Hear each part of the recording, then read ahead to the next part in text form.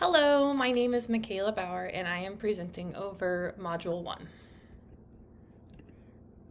Okay, so I started with the table of contents. Going to talk about who I am, the critical analysis, critical reflection, got my references, and then the standard correlation.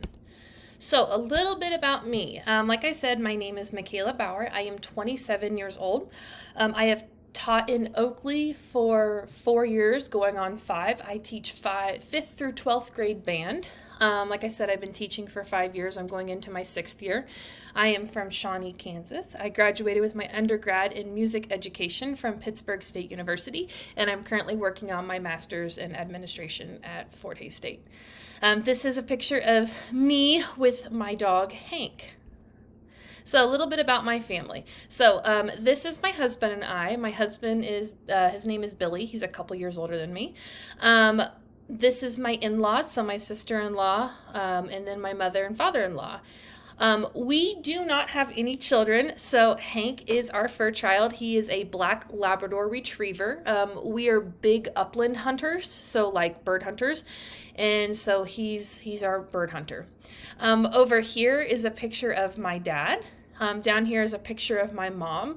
And then over here I have my sister and then my brother-in-law. I actually included a picture of their wedding, which might sound funny, but they got married in October of 22, and it was a lot of planning, a lot of back and forth to Kansas City, and so in the end it was a fantastic wedding. So something fun about me is I have a passion for not only music, but music education. And so because of that, I play a ton of instruments. And these are just some of the instruments that I play. I play, honestly, most of them. So this right here is a picture of me playing what's called a baritone or euphonium. It's also known as like a mini tuba. I'm conducting a home football game here. This is an older picture, but it's from my senior recital when I was in college, because my actual instrument, which I got my degree in, is in saxophone. This is a picture of Hank and I'm playing the flute here, and then down here is trombone. I play in lots of different community groups, and so I tell the director every single time before I play, what are you low on instrumentation? And so for that group, she said, hey, I need a bass trombone. I said, sure, I gotcha. So. Okay, let's move on to the critical analysis. So just a little bit about it. I am going to just kind of give you like the brief highlights and what's going on. If you want to read more into detail all of my answers, you are more than willing to do that. So the first one we're going to talk about is a positive school culture. So what is a positive culture? I'm going to read the quote. A positive school culture provides support through encouraging relationships and healthy communication among staff, students, and administrators. So basically, what is your school communication? What does your building look like? You know, do kids seem like they're happy? Does staff seem like they're happy? And then I listed a bunch of examples below. The next one is an inclusive, supportive school culture. So an inclusive culture is where everyone, no matter their age, race, gender, physical, and cognitive ability, is able to participate and be an active participant in the school community. I came up with that. That's not a quote from anyone. That's kind of what I thought it was altogether. So this is talking about like, is everyone involved somehow? You know, are they able to be an active participant in your school? No one is excluded. Everyone is together. You know, this would be students taking on a role in a council, like a school, I can't even think of what it's called, but the Stuco, that's it. Or, you know, are they a president of an organization, or do they have a sport or a musical activity or something they belong to? Equitable school culture. There is two words we need to talk about here, equality and equity, because they might, some people think they're interchangeable, but they have a different meaning. So equality is associated with treating people the same or people having equal access to resources and opportunities. Equity is about ensuring that everyone receives what they need to be successful. So one says, oh, we're going to make things equal, and one says, oh, we're going to make it so that you are learning to the best of your abilities. Not exactly equal, but what is best for you. You know, and again, I listed examples, but this is sharing, you know, making your school culture to where people know that, okay, I am successful here, but you are successful here. that doesn't say that you are more successful than me or I am more successful than you. We found our things that we're best at, and that's what's important. A responsive school culture. So what that is it seeks to empower students educationally and to expand their capabilities in other spheres, including social, emotional, and political arenas by making students own skills, languages, and attitudes, meaning in the classroom. So the way that I took this one is that we support everybody based on what they are. If you come from a different ethnic background, if you come from a different religious background, if you have different cultural beliefs or whatever, accepting that, doesn't mean you need to own that, but you need to be kind to those who believe in those things, and part of that is just education. We need to educate students on what this looks like, how to do this. So, yeah. So social emotional behavior and support for teachers, staff, and honestly students as well. One of the single most important things we can do as educators, minus educating, is to make sure that all students, staff, and teachers and administrators feel that their emotional needs are taken care of. This is not done with just one single event. It takes multiple different concepts to make everyone happy. Again, that was my summary of it. This is where communication comes into play. It is very important that we as teachers or administrators or just as support staff make known the needs that we need to be successful, as well as our students. When students are going through something, we tell them, oh, come talk to us, come tell us what's going on, let's see if we can help you. The same can be applied for staff. I sometimes think that we really stress the emotional health of our students, which is important, but we need to not forget that, our staff, our teachers, we too are humans. We're going through things at home, and it's important that we express what we need. So, kindness and forgiveness. That is so important. Kindness, kindness, kindness. Okay, let's do a critical reflection. Again, if you want to read way more in depth of my answers, you are more than welcome to. I'm just gonna kind of give you the highlights of it. So, positive school culture. So at Oakley, I would say our teachers do a great job. We work together. We are successful with each other.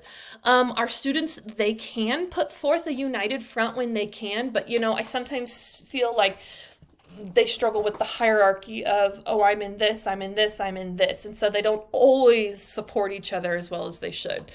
Support staff, amazing, fantastic people. I have nothing negative to say about them. They work together beautifully and help us. An inclusive, supportive culture. Our teachers, like I said, do a really good thing, but there is subgroups within our teachers, like older teachers versus younger teachers. I am in that younger teacher category. I think our oldest teacher, there is like 40 years age difference between them and I. And so the way in which they see things is a little different than how I see things. Students, I really think this is one where they struggle. If you participate in this sport, if you participate in this activity, you're in this group. If you participate in this sport or this activity, you're in this group. And sometimes the people, depending on the groups, think that, oh, if you're not in my activity or my sport, you're not as cool. We'll say that. Sports staff, amazing. Nothing negative to say about them. Equitable school culture. I honestly think this is an area where we lack significantly, not only teachers to teachers, but students to students, and then teachers to students. Being from a small town out here, there is definitely a lack of diversity. And so when, someone new comes in regionally, sometimes it throws people a little bit and they don't quite know how to react. And we're getting better, but I still think there's more room to grow. Responsive school district, responsive school culture. I think our district does an okay job with this. I would say teachers do try to go above and beyond to help students be successful, but I also think students need to put in a little bit more effort. Sometimes I feel like we as teachers are giving way more than we're getting back. Compare and contrast. I would say there's things we definitely need to fix. but it's not going to happen until there's a whole staff buy-in. I talked about how I am in that younger teacher category and there's that older teacher category and there's like 40 years age difference. Not everything is going to be fixed until we have all staff buy-in. When we have all staff buy-in, I really think the culture could change a little bit more compared to what I've seen at other schools. So supporting educational success and well-being. I would say for the most part, again, the education is good. Most teachers do what they can to help the students be successful. But I do believe that students need to try a bit harder. Sometimes, like I said, we give more than they give back. So developing and maintaining a supportive culture. There's teachers, like I said, who do the bare minimum. They get paid, they go home. There's teachers like us who do, when I say us, myself, who we go above and beyond for our students.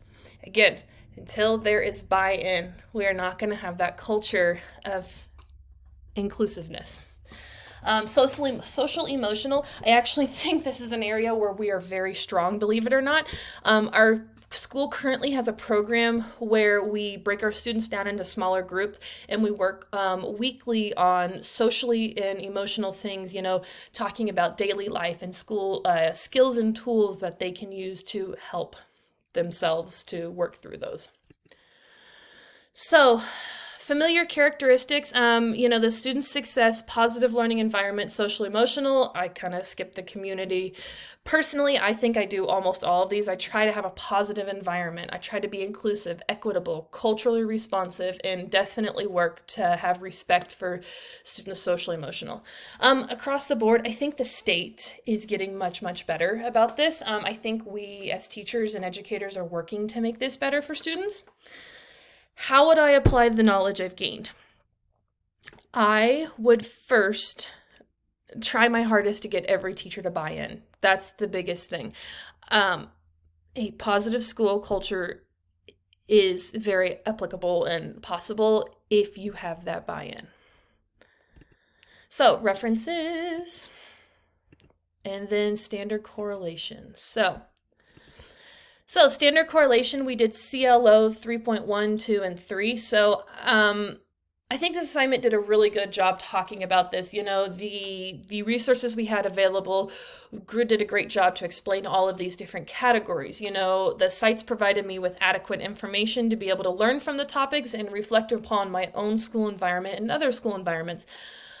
Some of the characteristics we need to continue to work on in my culture, and I talked about that in my critical analysis. So relevant, this assignment was relevant because currently I'm learning to be a good administrator, a good teacher, and have a positive environment. And I think these characteristics are very important in creating an environment where everyone feels surrounded and taken care of. And the key to success is when students feel supported and feel like they are cared about, they're going to be more successful in the end. So reflection, I have two things. As a future building administrator, one of the things I would work on is modeling. You need to model kindness and forgiveness constantly. Those are two of the hardest things, especially as teenagers. You can be so mean and so unkind, and showing kindness and showing how to forgive others when you're hurt is important.